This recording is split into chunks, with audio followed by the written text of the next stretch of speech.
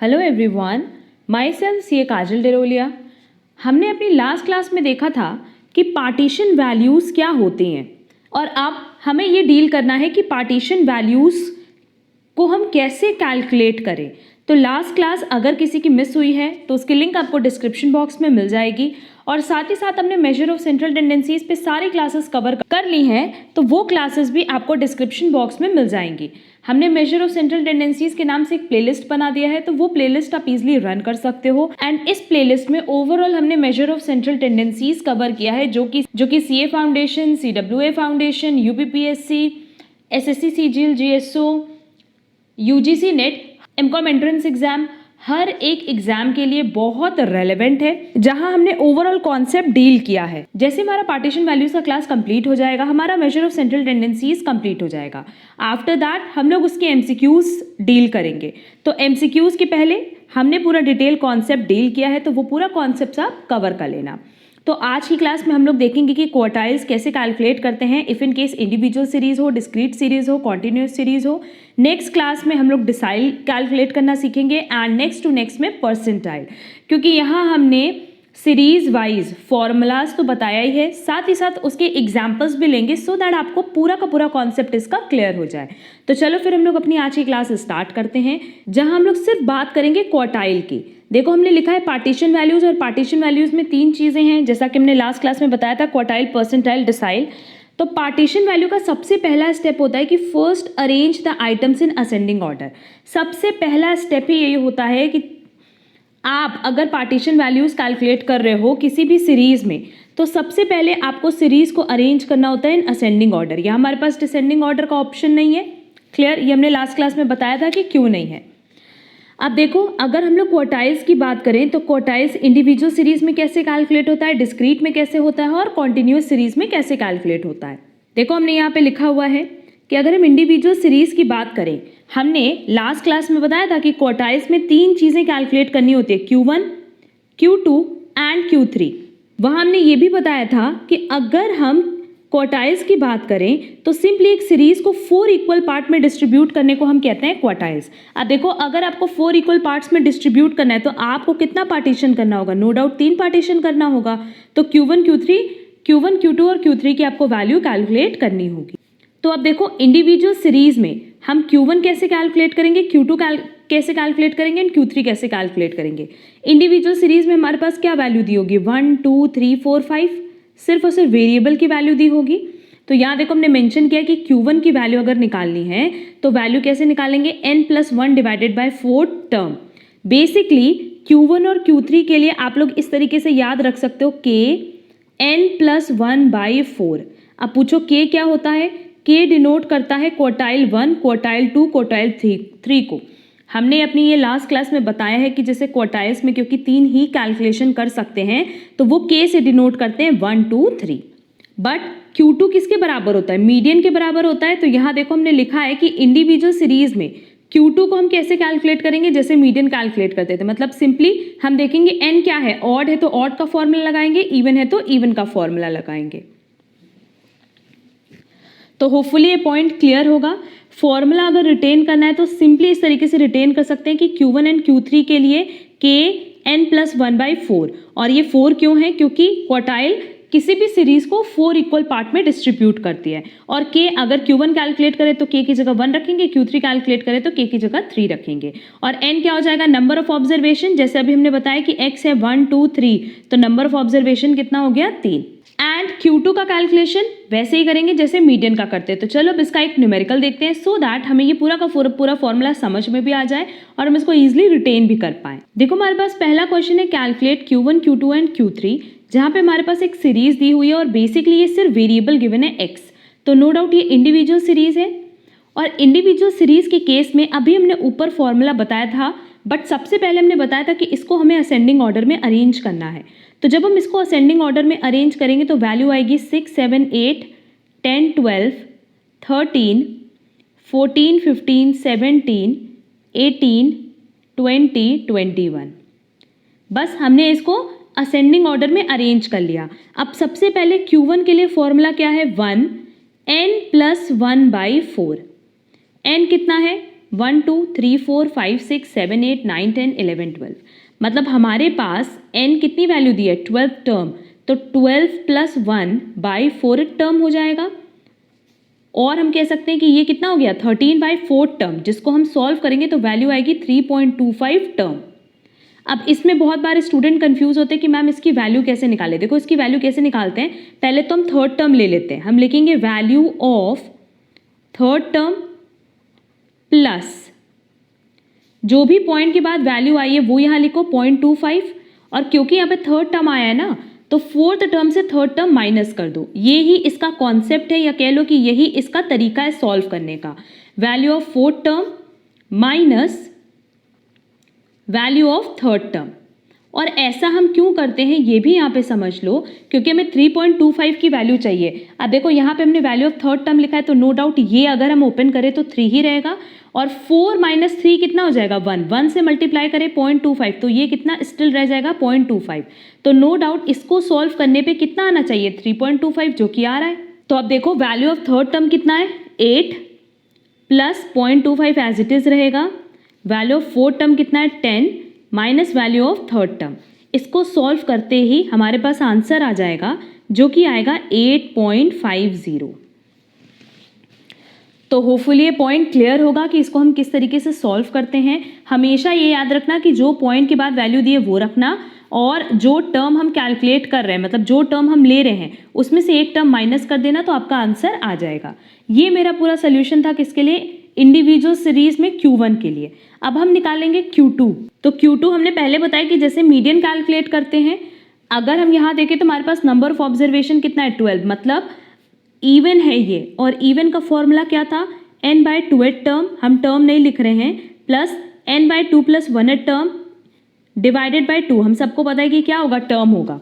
अब n की जगह हम 12 रख दें तो ये हो जाएगा 12 + 2 12 divided by 2th term plus 12/2 + 1th term divided by 2। अब इसको सॉल्व करने पे इसको सॉल्व करेंगे तो आ जाएगा 6th term plus 7th term divided by 2। देख लेते हैं सीरीज में हमारे पास 6th टर्म कौन सा है 13, और 7th टर्म कौन सा है 14। तो 13 + 14 डिवाइडेड बाय 2, ये हो जाएगा 27/2, और हम कह सकते हैं 13.5।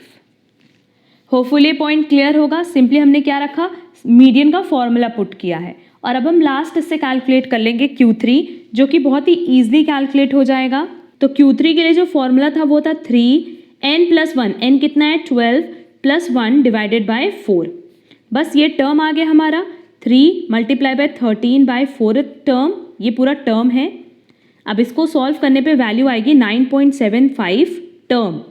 तो हमें पता है कि हम सबसे पहले यहाँ पे क्या लेंगे, वैल्यू ऑफ 9 टर्म। 9 टर्म कौन सा है 4 8 17 है हमारा 9 term, plus 0.75 value of 10 term minus value of 9 term, क्योंकि हमने बोला था कि जिस टर्म को हम यहाँ कंसिडर कर रहे हैं उससे एक टर्म बढ़ा करके माइनस कर लेना। तो 18 - 17, इसको सॉल्व करने पे वैल्यू आएगी 17.75। तो होपफुली ये पॉइंट क्लियर होगा। इसलिए हमने यहाँ पे एग्जाम्पल भी बता दिया कि किस तरीके से हम इंडिविजुअल सीरीज में Q1 Q2 Q3 कैलकुलेट करेंगे।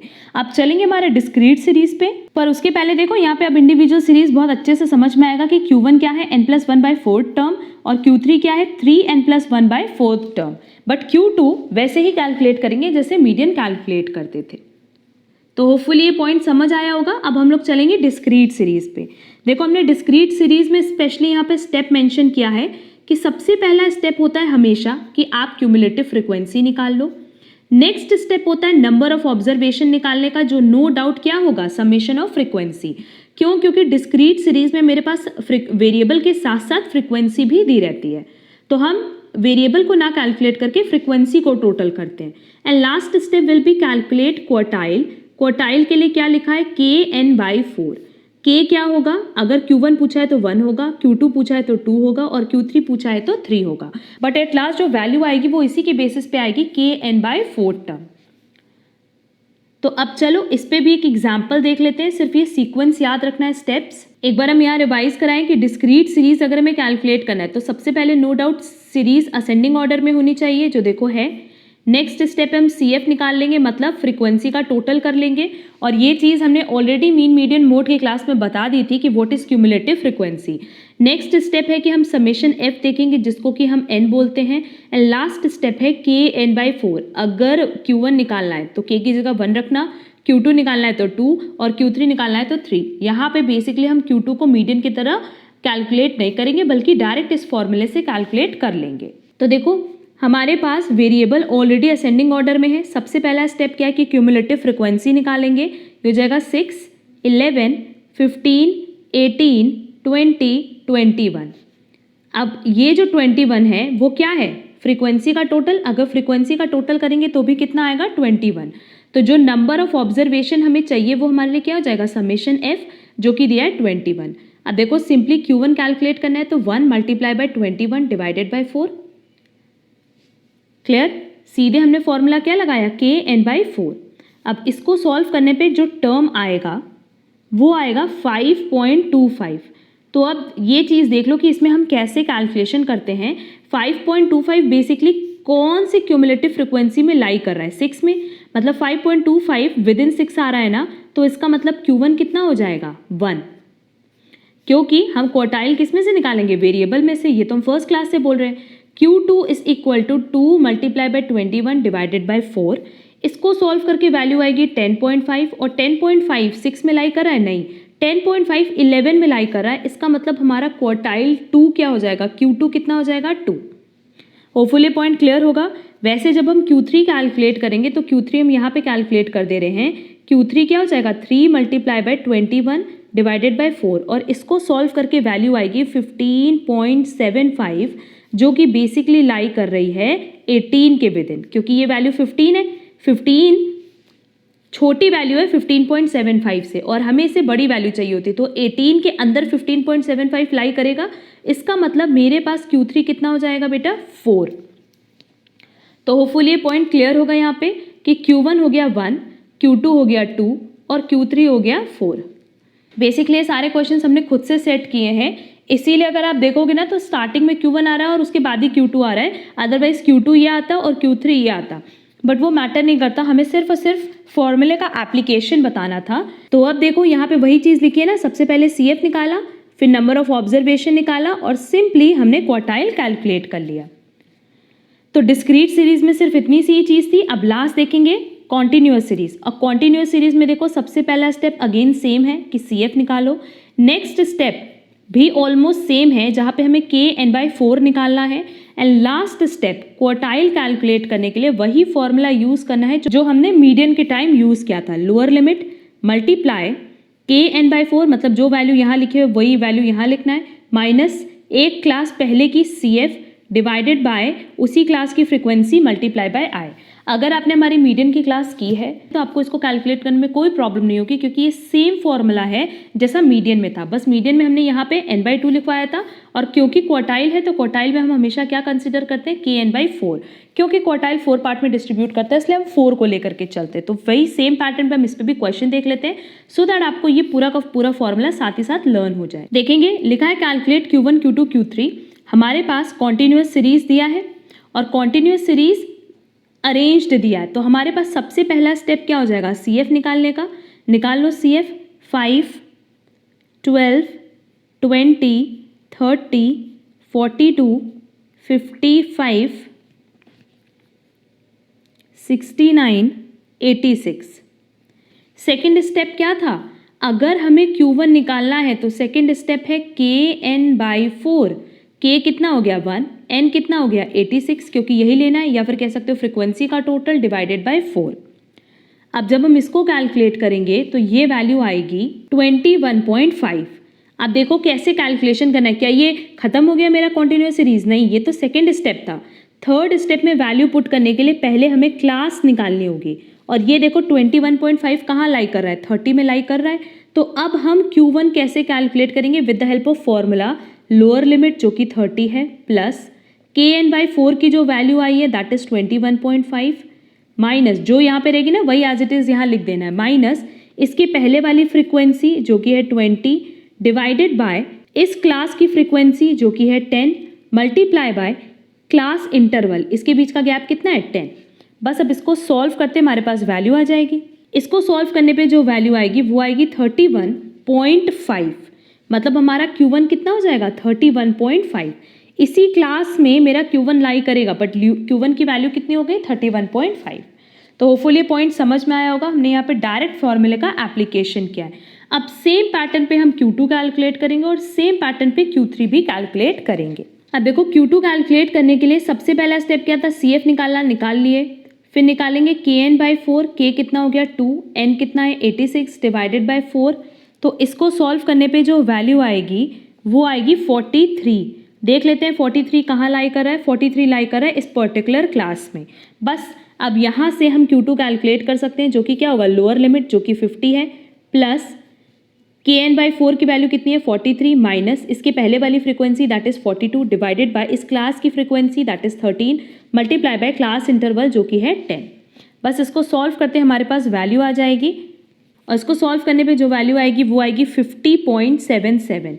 अगेन इसके विद इन ही लाई करना था, तो 50 to 60 के बीच में Q2 कहाँ लाई कर रहा है 50.77 पे। अब सेम पैटर्न पे हम Q3 निकालेंगे, जिसका सबसे पहला स्टेप है CF निकालना, वो निकाल लिया। फिर Kn/4 निकालेंगे। K कितना आ रहा है 3 मल्टीप्लाई बाय 86 डिवाइडेड बाय 4। इसको सॉल्व करने पे वैल्यू आ रही है 64.5। तो 64.5 इस पर्टिकुलर क्लास में लाई कर रहा है, तो Q3 निकाल लेंगे। Lower limit is 60 plus Kn/4 is 64.5 minus इसके पहले वाली frequency is 55 divided by particular class की frequency is 14 and class interval is 10। बस इसको सॉल्व करते ही मेरे पास वैल्यू आ जाएगी जो कि आएगी 66.79। मतलब इसके बीच में Q3 लाई करना था और Q3 की वैल्यू कितनी आ गई 66.79। ये बहुत सिंपल सा डिस्कशन था रिलेटेड टू क्वार्टाइल्स। बस आपको ये स्टेप्स याद रखने हैं और अगर आप ये स्टेप्स याद रखते हो तो बहुत ही ईजिली आप quartile, in fact deciles and percentiles भी कैलकुलेट कर पाओगे। नेक्स्ट क्लास में जब हम decile and next to next में परसेंटाइल करवाएंगे तो आप देखोगे कि मैक्सिमम पॉइंट सेम है, सिर्फ क्वार्टाइल में 4 से डिवाइड करना होता है, डिसाइल में 10 से और परसेंटाइल में 100 से। तो होपफुली ये तीनों सीरीज आपको क्लियर हुई होगी कि कैसे तीनों सीरीज में हम क्वार्टाइल का कैलकुलेशन करते हैं। एक बार हम सारे फॉर्मूलाज का रिवीजन करा दें कि अगर इंडिविजुअल सीरीज की बात करें तो बहुत ही सिंपली Q1 एंड Q3 अगर आपको कैलकुलेट करना है तो एक ही फॉर्मूला यूज करना Kn+1/4 टर्म का, और Q2 कैलकुलेट करने के लिए सेम जो मीडियन का फॉर्मूला था इवन ऑड वाला वो यूज कर लेना। अगर हम डिस्क्रीट सीरीज की बात करें तो ये भी सिंपल है। सबसे पहला स्टेप है CF निकालने का, नेक्स्ट स्टेप है N that is summation F निकालने का, एंड लास्ट स्टेप है Kn/4 निकालने का। तो Q1 निकालना है तो K1 रखना, Q2 निकालना है तो 2 और Q3 निकालना है तो 3। लास्ट हमारे पास सीरीज है कॉन्टिन्यूस सीरीज। उसमें पहला स्टेप है कि CF निकाल लो, दूसरा स्टेप है Kn/4 निकाल लो, मतलब क्वार्टाइल 1 2 3 जो कैलकुलेट करें उसके बेसिस पे K की वैल्यू आप रख दो, एंड लास्ट स्टेप है QK is equal to lower limit plus Kn/4 minus CF divided by frequency multiply by I। अब सब में क्या क्या वैल्यू पुट करनी है, क्योंकि हमने इस पर डिटेल डिस्कशन किया था मीडियन के टाइम, इसीलिए हमें उम्मीद है कि यहाँ आपको पता होगा कि CF की जगह और फ्रीक्वेंसी की जगह हम क्या वैल्यूज पुट करेंगे। K की जगह हमेशा 1 2 या 3 रखाएगा जैसा क्वेश्चन में हमसे पूछा हो। तो उम्मीद करते हैं आपको ये वाली क्लास आज की समझ में आई होगी रिलेटेड टू क्वार्टाइल्स। अगर आपको आज की क्लास में कहीं पे भी कोई डाउट होगा तो आप कमेंट बॉक्स में कमेंट करके ज़रूर पूछना, और साथ ही साथ हमने इसके लिए एक टेलीग्राम ग्रुप भी बनाया है जहां आप अपनी क्वारीज पुट कर सकते हो। सबकी लिंक आपको डिस्क्रिप्शन बॉक्स में दी गई है। अगर आप हमारे चैनल पे नए हो तो आप हमारा चैनल सब्सक्राइब जरूर कर देना, सो दैट आपको आगे की क्लासेस की टाइमली नोटिफिकेशन मिल पाए। एंड अगर आपको हमारा आज का क्लास पसंद आया है तो आप हमारे वीडियो पे लाइक, कमेंट और शेयर जरूर करिएगा। हम लोग मिलेंगे हमारी नेक्स्ट क्लास में जहां हम डिस्कस करेंगे अबाउट डिसाइल्स। आज के लिए बस इतना। Thank you so much.